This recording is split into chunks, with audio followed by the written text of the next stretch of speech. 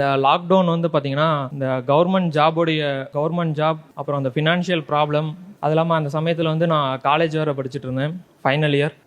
அந்த ஒரு சுச்சுவேஷன், அதுவும் மிடில் கிளாஸ். ஸோ இந்த காம்பினேஷன் வந்து பார்த்தீங்கன்னா அந்த ஒரு ஃபினான்ஷியலாக நம்மளுக்கு எவ்வளோ ஸ்ட்ராங்காக இல்லாமல் இருக்கும் அப்படின்றது அந்த லாக்டவுன் வந்து தெரிய வச்சிச்சு. ஸோ ஆஃப்டர் தட் 2022 எக்ஸாம்ஸ்க்கு படிக்க ஆரம்பித்தேன். அப்போ நான் ஃபஸ்ட்டு எனக்கு தெரிய வந்தது கிராக் வித் ஜாக் தான், ஜாக்சன் சார். ஃபஸ்ட்டு ஜாக்சன் சாருக்கு தான் நன்றி சொல்லணும். அவர் மூலியமாக அதில் ராயல் பாஸ் யூஸராக இருந்தேன் நான் ஃபஸ்ட்டு. அப்போ இருந்து தான் அதுக்கு ராயல் பாஸ் யூஸராக இருந்தேன். அங்கேருந்து எனக்கு ப்ரிலிம்ஸ் வந்து பார்த்திங்கன்னா கிளியர் ஆக ஆரம்பிச்சது. Upcoming bankers and upcoming aspirants எல்லாருக்குமே கைட்லி வந்து பயங்கரமாக ஹெல்ப் பண்ணுவாங்கன்ட்டு கைட்லி வந்து ஒரு பேக்கப்பாக இருப்பாங்க நமக்கு. இப்போ அதிலே வந்து டெஸ்ட்டு போட்டு பார்க்குற மாதிரி கரண்ட் அஃபேர்ஸுக்கு இப்போ கைட்லியில் வந்து பார்த்திங்கன்னா reasoning, quants, English, current affairs அந்த மாதிரி தனித்தனியாக கொண்டு வந்தாங்க.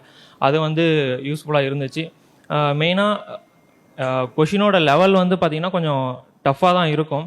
ஆனால் நம்ம இங்கே அந்த டெஸ்ட்டை போட்டு அட்டன் பண்ணி அதை நம்ம நல்லா ப்ராக்டிஸ் பண்ணதுனால என்னமோ மெயின்ஸில் வந்து பார்த்திங்கன்னா ரொம்ப ஈஸியாக இருந்துச்சு கொஷின்ஸ் அட்டன் பண்ணுறதுக்கு. ஃபைனலாக பாஸ் பண்ணியாச்சு. அது மாதிரி எனக்கு